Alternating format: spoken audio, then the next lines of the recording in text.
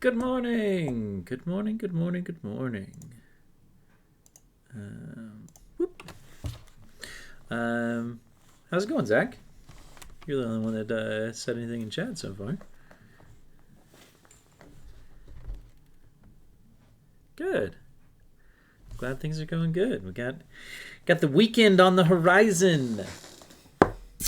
Weekend on the horizon. How was the 2017 exam? I guess I didn't do total points.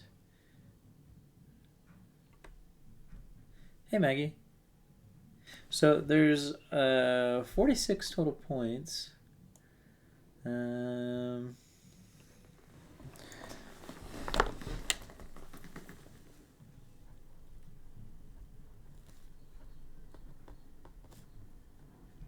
Which ones did I tell you guys to skip? Let's see if I remember correctly.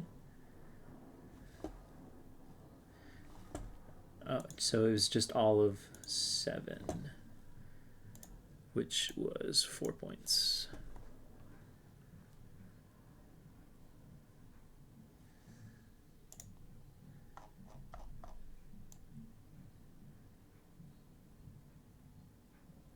Alright, so that means we actually had 42 possible, which means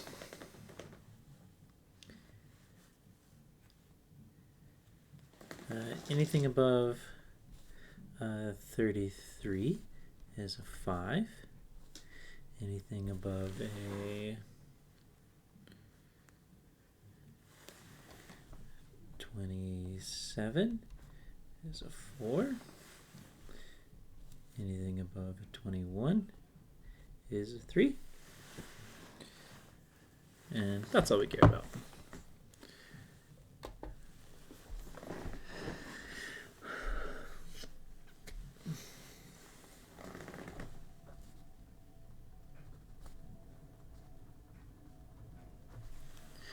All right, cool. How's everything going? Oh, Gillespie TJ, love you. Good, I'm glad he enjoyed it. That's hilarious. I'm glad. I can only imagine like being a senior at this time. Like, I did so much stuff my senior year. I was always hanging out with friends and always going out and doing stuff. And so being cooped in at this point, I can only imagine how hard that is for you guys. So anything I can do to help? Anything I can do. I'm glad I enjoyed it. Did he get a mission call yet? Is he doing a mission yet?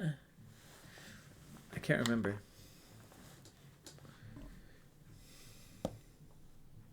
Yeah. Oh, right. North Carolina. Yeah. North Kakalaki. That's good. Does his, like, MTC date get pushed back? Or is that still, like, up in the air? I don't know what they're doing with new missionaries.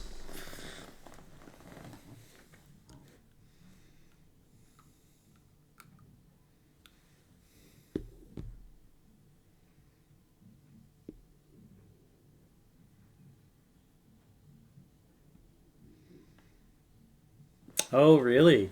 That's interesting. Oh, that makes sense, Maggie. Man, that sucks.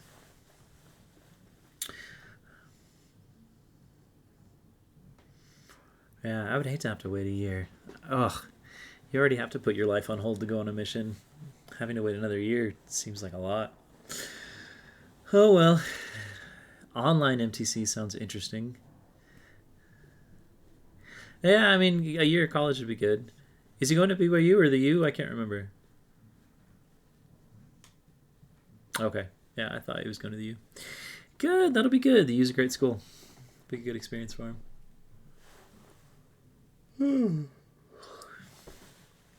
Cool.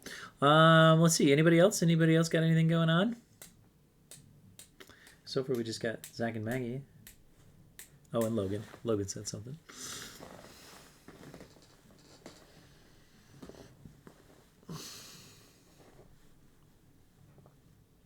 I saw, let's see, a couple people in parent-teacher conferences yesterday.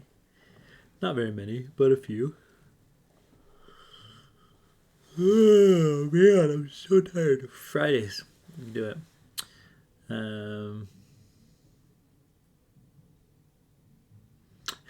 Sammy's all about the business. I want to get in. I want to do number 2, part D.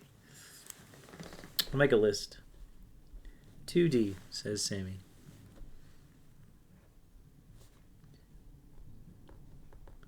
Do the little heart on the eye. Oh shoot, I can't. I'm terrible.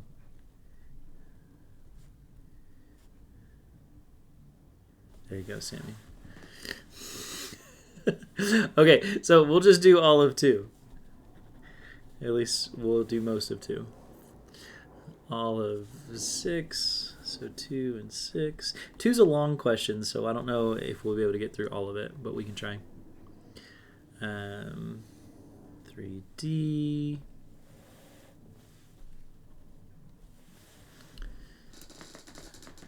5Z. We'll get through as much as we can. Discord.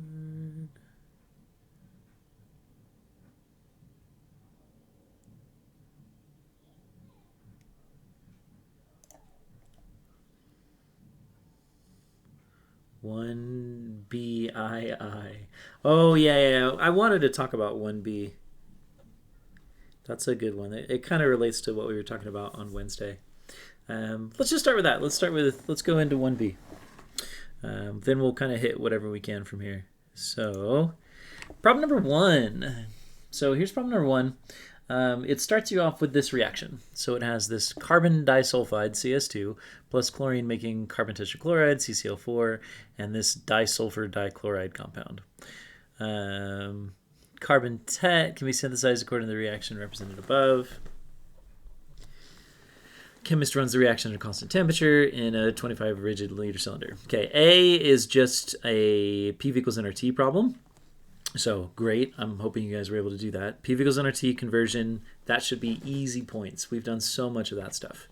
Part B, it says the reaction is thermodynamically favorable, but no reaction is observed to occur.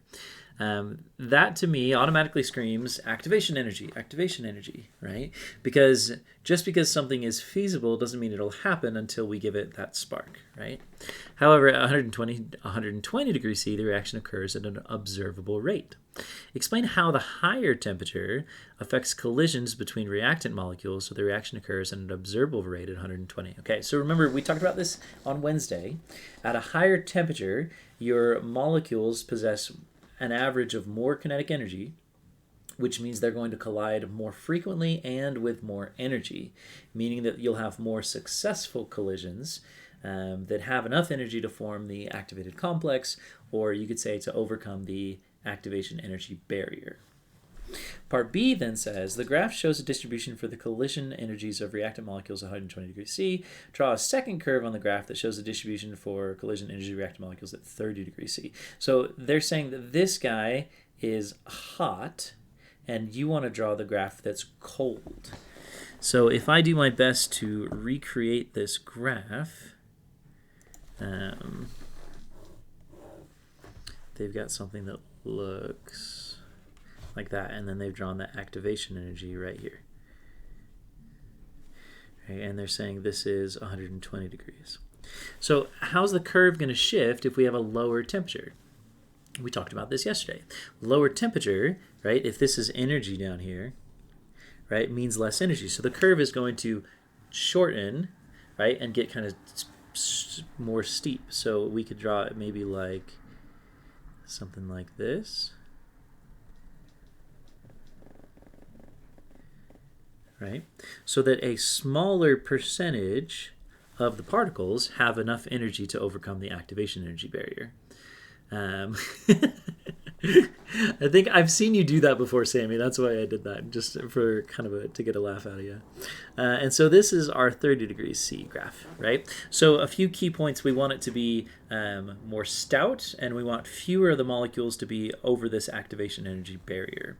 So as we go from a lower temperature to a higher temperature, that curve flattens and spreads. This is called a Boltzmann distribution, is the fancy name for this. So let's look back at the grading key and see what the grading key has to say about these two problems. Oops, wrong one. So the grading key here says we need to explain, let's see, at higher temperature the particles have greater average kinetic energy, so we said that, and more collisions with sufficient energy. Boom, right? So notice the phrasing here is pretty much how we've been set it. So 1 point for appropriate explanation includes a reference to collisions. What does it have more fraction of collisions? No, it's not more, the way it means is that, say you have,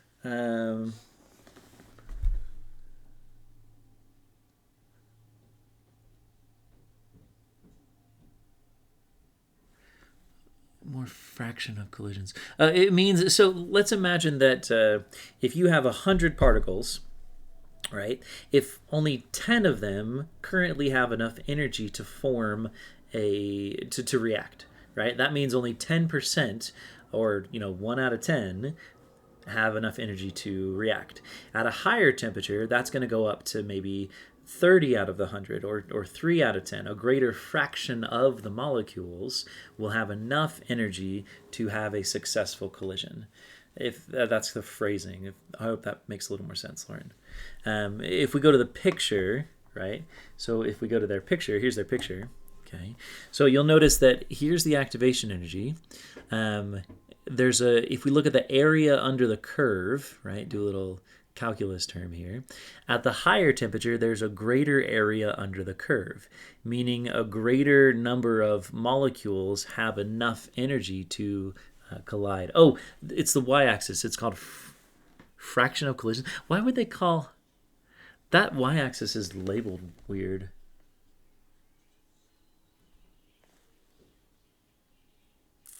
Oh, so yeah, so the total area under the curve remains constant. So to kind of give you a calculus explanation, the total area under the curve should be 1. I don't know if I like the term fraction of collisions on that axis. I think I would probably call it I would just say like the fraction of the molecules. So they're focusing more on the collisions and how much energy the collisions have. Which is similar to just saying how much energy the particles have. And so that's kind of a weird graph. But the curve still does the same thing.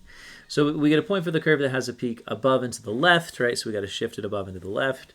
And then we get a point for a curve that's below the given curve in the region. So they want to make sure that you've got this part underneath this part. And they want you to show this kind of shifting up and to the left. So make sure you understand how a Boltzmann distribution changes with temperature. Okay, so that was 1B. Let's go to problem 2. So that was just Lewis structures to finish out problem 1. Problem 2, answer the following questions about isomers of fulmininic, I can't say that, isocyanic acid. 2 possible Lewis Delatte structure. Okay. Formal charges. You guys remember formal charges? Probably not. Let's talk about formal charges. We mentioned them the other day just briefly, but let's talk more about them now. So remember, formal charge talks about how many atoms, or excuse me, how many electrons are around an atom versus how many valence electrons it begins with. So if we look at these two molecules, okay, so we remember that hydrogen starts with 1 valence electron, carbon starts with 4, nitrogen with 5, oxygen with 6. So these are our valence electrons. Okay. So if we look here, this hydrogen, if we think about the bonds being kind of cut in half, right, because each bond represents 2 electrons. Okay. This hydrogen has 1 electron around it, and it started with 1. And so it would have a formal charge of 0. This carbon has 1, 2, 3, 4 electrons around it, and it started with 4, so it would also be a formal charge of 0. This nitrogen has 1, 2, 3, 4, but it started with 5. So that means the nitrogen is missing an electron. An electron has been shifted away from the nitrogen, and so it would have a charge of +1 because it lost one of its electrons. oxygen, 1, 2, 3, 4, 5, 6, 7. So it would have a formal charge of -1. If we go to this structure, right, 1, 1, so again that's 0, 1, 2, 3, 4, 5. Okay, so this carbon has an extra electron, so it's going to be -1. This nitrogen, 1, 2, 3, 4, is missing an electron, so it would be +1. And this oxygen, 1, 2, 3, 4, 5, 6, is 0. Okay, so if we look at formal charges, just kind of from just a quantitative standpoint, these all have formal charges that are the same. We've got 2 zeros, and then we have a +1 and a -1. And so the problem wants you to argue, why is this structure better than that structure? Okay. And the only difference is where this -1 formal charge is. In this structure, the -1 formal charge is on the oxygen, and in this structure, the -1 formal charge is on the carbon. Nitric oxide's easy. You just mix concentrated nitric acid with any metal. Copper is really easy to do it with, but you have to get concentrated nitric acid. All right, so the difference is, right, oxygen and carbon, the oxygen is more electronegative, and so the oxygen is going to do a better job at grabbing that new electron. And so your best structure in terms of formal charges has not only the formal charges closest to 0, but has the negative formal charge on the more electronegative element. This is a really tricky question on an AP test. I don't know why they felt like getting this particular in their formal charges this year, but someone was like, oh yeah, let's ask a really good formal charge. So electronegativity, remember, fluorine, where are you, fluorine? Fluorine, right there, fluorine is the most electronegative element. And so everything kind of falls off from there. So fluorine's the most, then oxygen, then chlorine, then nitrogen, sulfur, bromine, carbon, phosphorus, etc. So oxygen is much more electronegative than carbon is. Fluorine is the most electronegative. Okay. Cool. So let's go back over to the problem. So that was A. Let's double check, make sure that we said everything they said for A.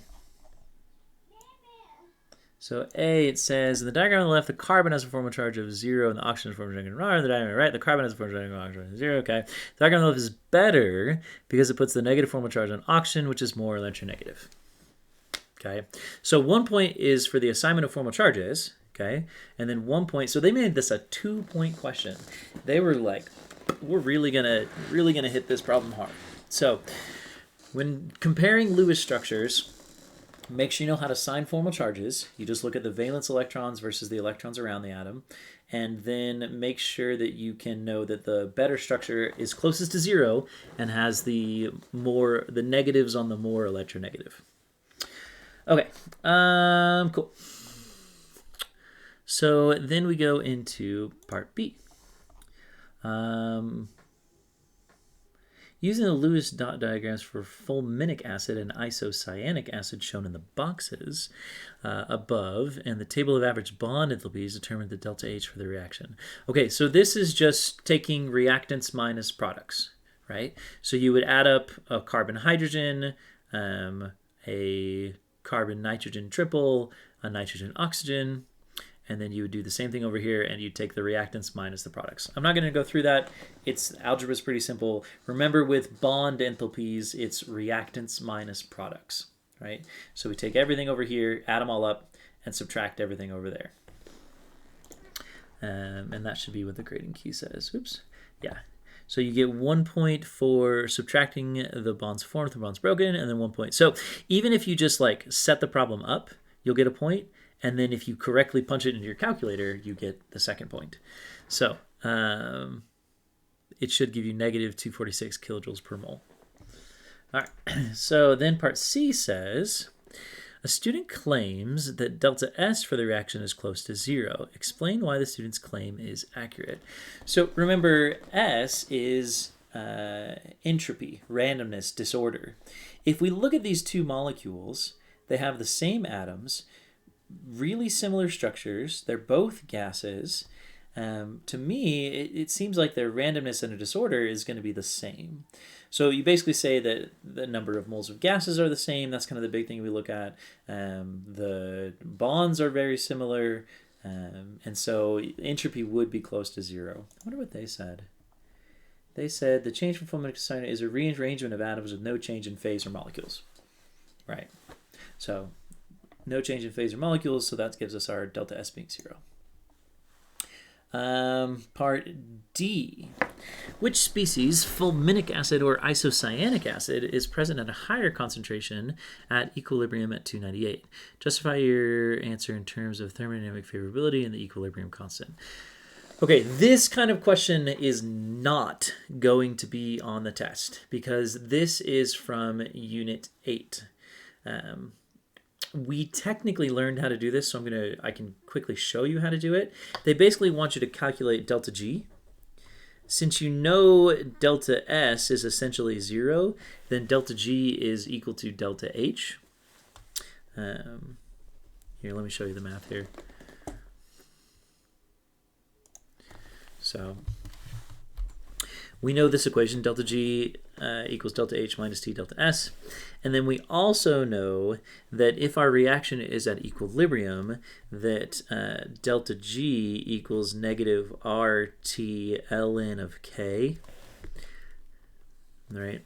And so since this is essentially 0, we just plug in delta H here, divide by negative RT, take e to the power, get K. But this, like I said, this will not be on the test because they don't expect you to use this delta G related to K equation. So if you miss this point, don't worry about it. You can just give yourself free points on this one. Let me make sure that that's what they did. So they talked about it. So 1 point's earned a correct choice with a valid justification. If you calculate delta G, that's fine. And then connect delta G negative RT ln of K. So there's that equation. Oops. Okay, back to part E. The ammonium salt of isocyanic acid is a product of the decomposition of urea. Cool. Represented below. So urea breaks down into ammonium isocyanate, right? So this is a compound splitting apart. Okay, and this is student study composition run the reactions at 90 degrees C. Ooh, we've got time here. Time makes me think rates, right? The data collects the concentration as a function of time. Concentration versus time. Again, that makes me think rates. The student proposes the rate law is rate equals K. So they're saying, notice the exponent here, it has an exponent of 1, which means they're really claiming that it's first order. If it's first order, what should be linear?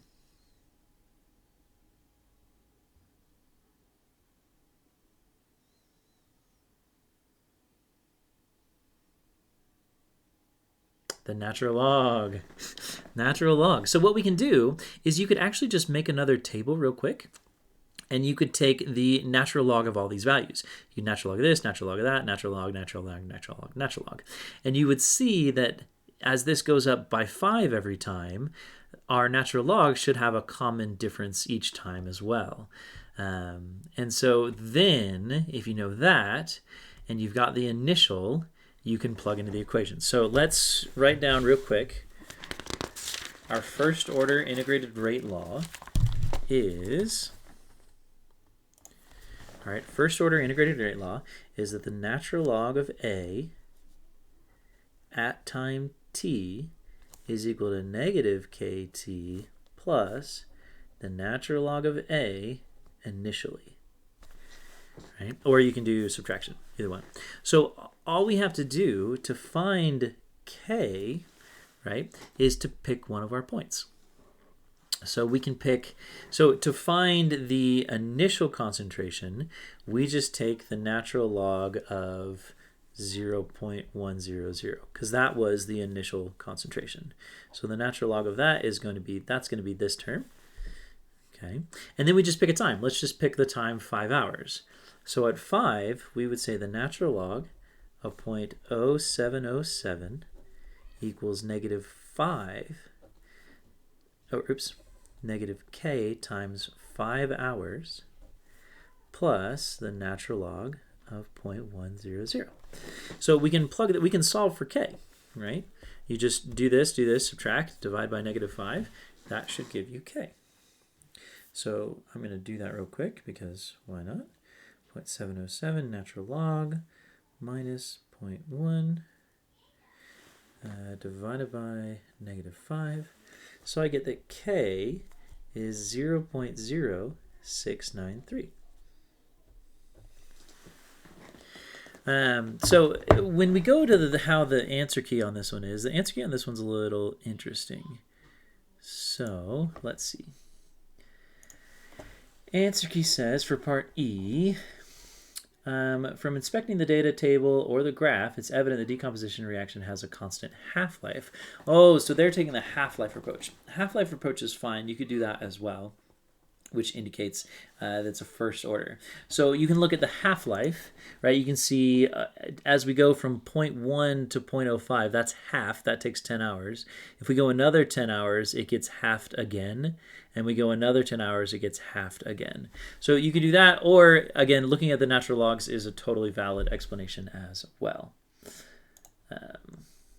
Using the proposed rate student result, found k, 0.069, yay. Oh, I forgot the units. Shame on me. I would have missed the point because 1 point is earned for the correct value of k with correct units. So you have to make sure you have the correct units. Anytime they ask you for k, you want to make sure you use correct units, especially with the rate law k, not the equilibrium k. Equilibrium k has no units. But rate law k, you want to make sure you have the units. So shame on me. Okay, part F. The student learns the decomposition.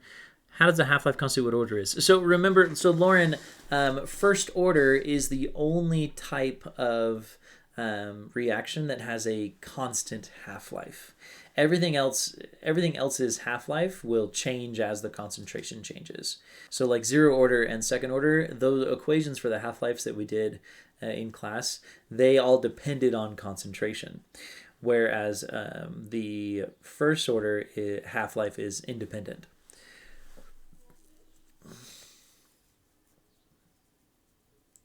So if it has a constant half-life, that is something that's only true of first-order decay processes.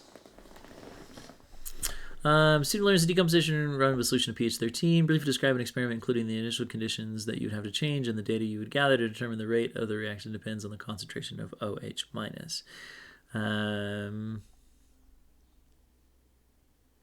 So they kept pH constant, which would mess with the ammonium equilibrium. So depends on the concentration of OH. Well, so in order to check if it depends on the concentration of OH, you'd have to keep the complex constant. You would just change the pH.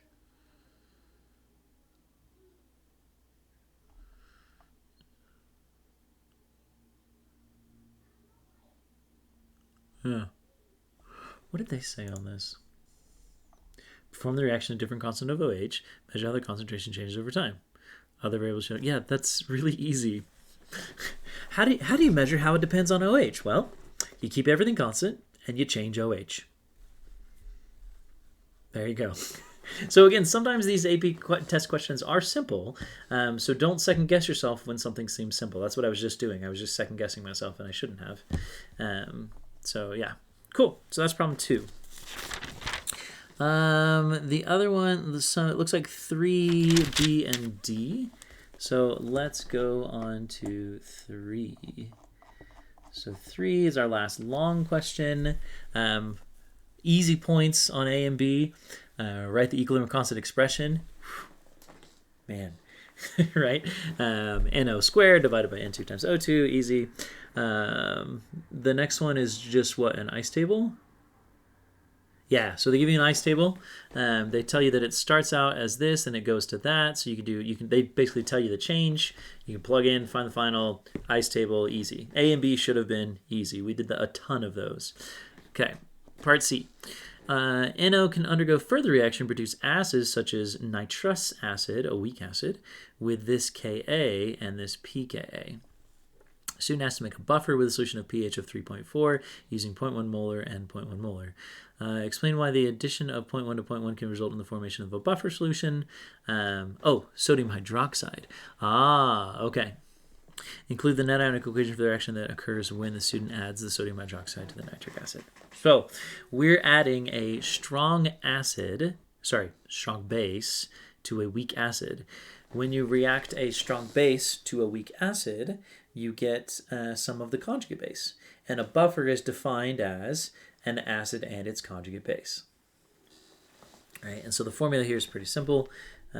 It's just OH minus plus HNO2 makes water and NO2 minus. Right? Okay. So our OH minus plus HNO2, water, NO minus. That's our net ionic equation. Determine the volume in milliliters of the 0.1 the student should add to 100 milliliters of the 0.1 to make a buffer solution. Justify your answer. So since the pKa is 3.4, a pH of 3.4 is the perfect buffer. And so we want to use half as much. And so it should just be 50 milliliters. Now, you have to go through the calculation, but if you're starting with 100 milliliters of the weak acid, you would just need 50 milliliters of the strong base to get kind of halfway to the equivalence point, right? Or you can show the mole calculations to show that in the end you have equal moles of the acid and its conjugate base. Okay, part D. A second student makes a buffer by dissolving 0.1 moles of sodium nitrite in 100 milliliters of 1 molar HNO2. Which is more resistant when a strong base is added? The buffer made in the second. Oh, okay, cool. So why is it this solution? Why is this solution more resistant to changes in pH than this solution here? Because the answer is this solution, right? It's this guy. So why is this guy more resistant to changes in pH? What do we think? Oh, come on, guys. So think about the buffer, right? So the pHs are the same, right? But if we add an acid or a base, how does an acid or a base react to a buffer?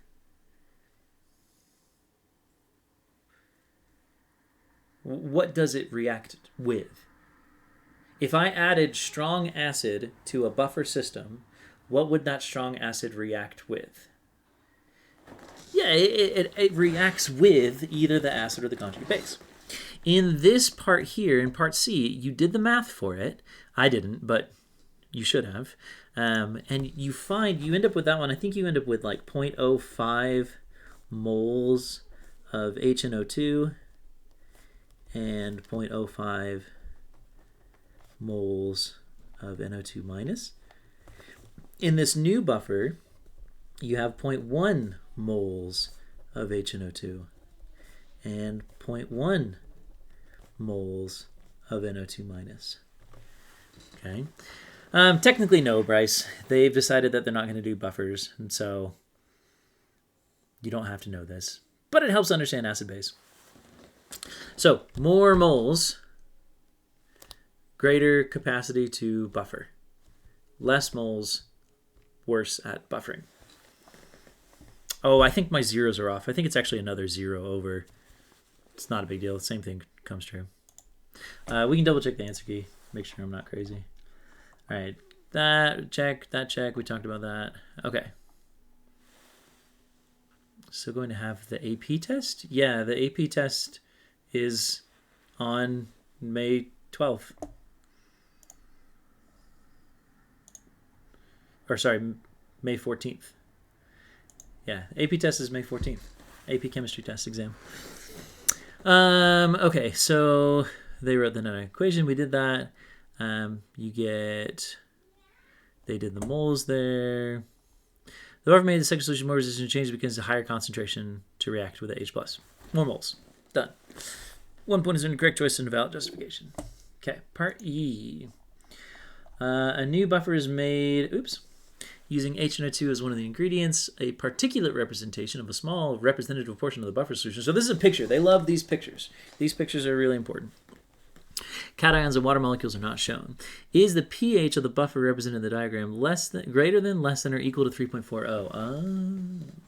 So this is another buffer question. So what they want you to do is they actually want you to count. So we have 1, 2, 3, 4, 5 of the NO2 minuses, and we have 1, 2, 3, 4, 5, 6, 7, 8, 9, 10. So we have twice as much HNO2. So we have more weak acid and less conjugate base, right? They would be equal if it wanted a pH of 3.40, right? Weak acid, conjugate base, equal. So what we've got here is we have more weak acid, which means the pH is going to be lower, right? And you could do Henderson-Hasselbeck. But again, buffer's not going to be on the AP test, so I'm not going to go through the calculation. But yeah, the idea is pH is going to be less, and then they use Henderson-Hasselbeck to plug in, say it's 3.10, 5/10. Cool. Next problem people asked about was 5C. So let's swing down to problem 5. Oh, this problem. I hate this problem. It's stupid. So 5C, I actually disagree with the way this problem was graded and the way this problem was worded. But no one will listen to me. So I talked to a guy from College Board about this problem, and I said, this problem is confusing, and it doesn't make sense. And he said, yeah, you're right. Okay, anyway. So what we're doing on problem 5 is they are burning the alcohol, and then they're putting all the heat into the water, and so they're doing like a Q equals MC delta T idea. Okay. In part C, that says that a second student performs the experiments using the same mass of water at the same initial temperature. Okay. However, the student uses an alcohol burner containing methanol that is contaminated with water, which is miscible with this amount of liquid. The difference in mass of the alcohol burner before and after the combustion of the experiment is also 0.55. Would the final temperature of the water in the beaker heated by the alcohol burner of the experiment be greater than, less than, or equal to the final temperature of the water heated in the beaker of the first experiment? Justify their answer. Yeah, because this problem doesn't give you enough information. It doesn't tell you that this mass difference, right, is, they don't give you enough information. You can argue both ways. So because the mass difference is the same, if I remember correctly, they want you to assume that that mass difference,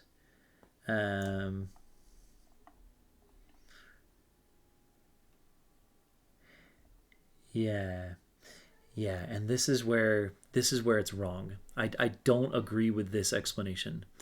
The reason why I don't agree with the explanation is that as you're burning this wick, the only thing that's actually burning is the methanol, not the water. And so you can make an argument that only the methanol is burning, and so since only the methanol is burning, the mass or the change in temperature of the water should be the same. But what they're saying in their explanation, they're saying that not only is the methanol burning, but some of the water that was mixed is also evaporating, which I don't agree with. So anyway, it's fine. You can argue multiple answers to this question, which is why I don't like it. And I think your arguments are valid in both cases. So if you are smart for getting it right, you're good, Logan. So if you got their explanation, that's great. And this is what they were leaning towards. They were trying to guide you to think that, oh, some of the water was probably lost as mass too, which means less of the heat went into the water, and so the temperature went up less. Like, I understand their explanation, but from a physical, actual standpoint, if you create an alcohol burner and you add a little water into it, the water doesn't necessarily burn. Yeah. So I don't like this question. I'm going to skip it. I take issue with this question. So let's do problem 6. All right. Problem 6. KSPs. We can do KSPs. I'm fine with KSPs. KSPs.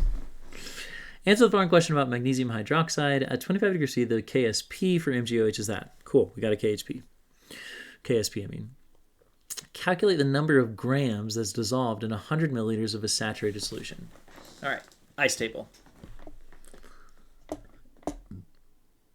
So K is,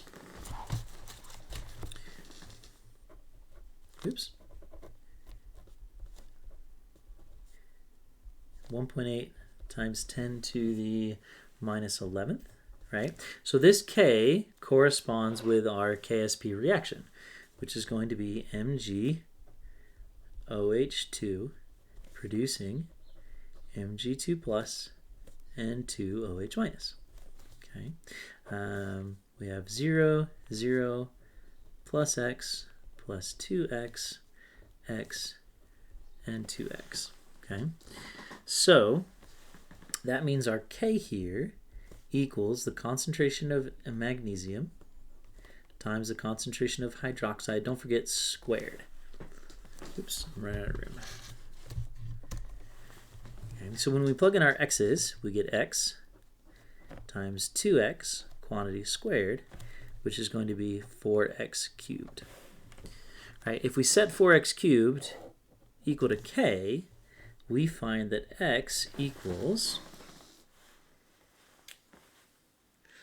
1.8 times 10 to the negative 11th divided by 4 cube rooted.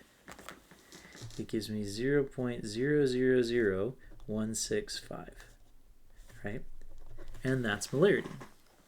And so this tells you the molarity of your magnesium, right? This is how many moles will dissolve per liter. So the question asks how many grams dissolve in 100 milliliters. So we can do a factor label. How many grams of magnesium hydroxide are equal to 100 milliliters? We just found that in 1,000 milliliters, right, 1 liter, there would be 0.000165 moles. And they told us that 1 mole was 58.32 grams. Right, so we do the math. Times 100 divided by 1,000. So it's going to be a really small amount, 0.00096. Right, small amount of grams.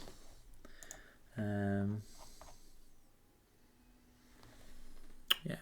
So if we look at the problem, they say 1 point's earned for calculating the solubility. Right, we had the 4x cubed right there. Okay, so they found the x, 1.65 times 10 to the negative fourth, check. And then do the factor label, which they have shown. And you get 9.6 times 10 to the negative fourth grams. Cool. Easy 2 points. That shouldn't have been too bad if you guys remembered how to do ice tables and molar solubilities. If you don't remember that, okay, quick review. To find the molar solubility when they give you K, right, you do zeros plus x. Make sure to take into account the coefficients. Make sure you get this squared and you get the 4x cubed. Solve for x. Okay. Then part B asks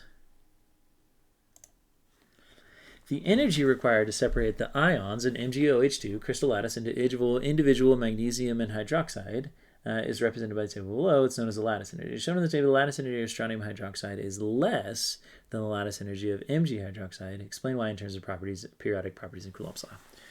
Okay, so when they say periodic properties, your brain should think periodic table. So let's find these on the periodic table. Right, here's magnesium. Okay. Oh, sorry.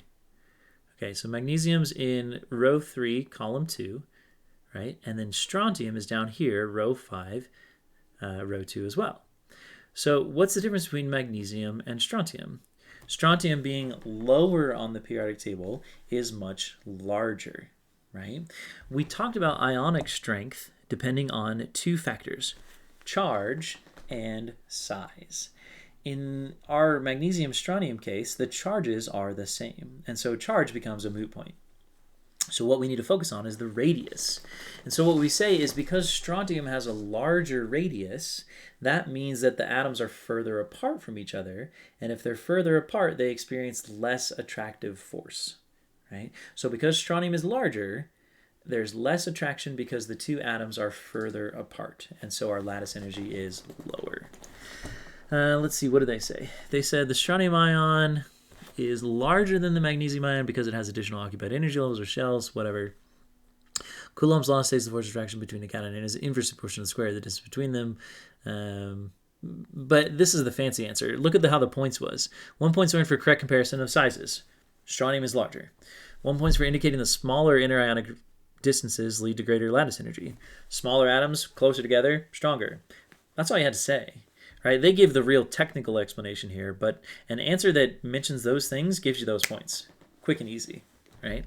So further down on the periodic table, larger radius, less attractive forces. Okay, so I've kind of flown through these. Those are the ones people asked about. Are there any others that you guys want me to go through?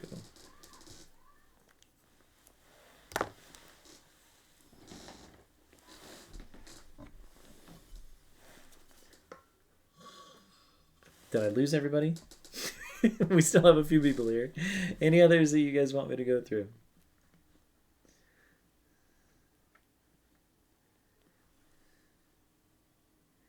Maggie's good. She got all our questions answered.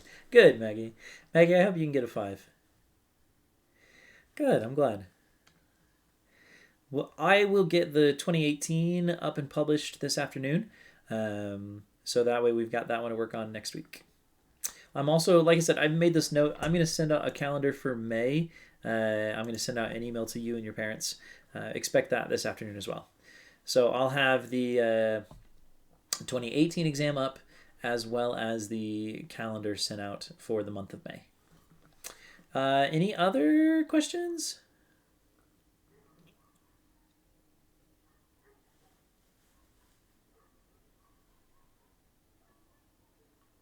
I mean, I'm fine with ending this early and letting you guys have a short Friday class. Most of your other teachers probably aren't doing anything today, but I figured we needed the time, so.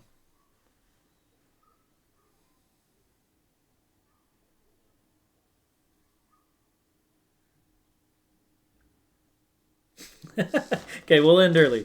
Lauren says end early, we'll end early. Have a great weekend, guys. Keep working on your review books. Keep working on the next week's exam. We'll finish our review next week. So we'll finish going through the last 2 units on Monday and Wednesday. And then I've got a couple of things planned for the following week as we get ready for the test. So I'll expect that on the calendar I'm going to send out. Otherwise, have a great Friday. Have a great weekend. Go outside. Go on a walk. Call a friend. I'm doing a Google Meet with my family today to kind of let the cousins all see each other. So that's going to be fun. I decided to organize that. But yeah, no, have a great day, guys. Enjoy your weekend and expect a calendar and the next one. Good night, Zach.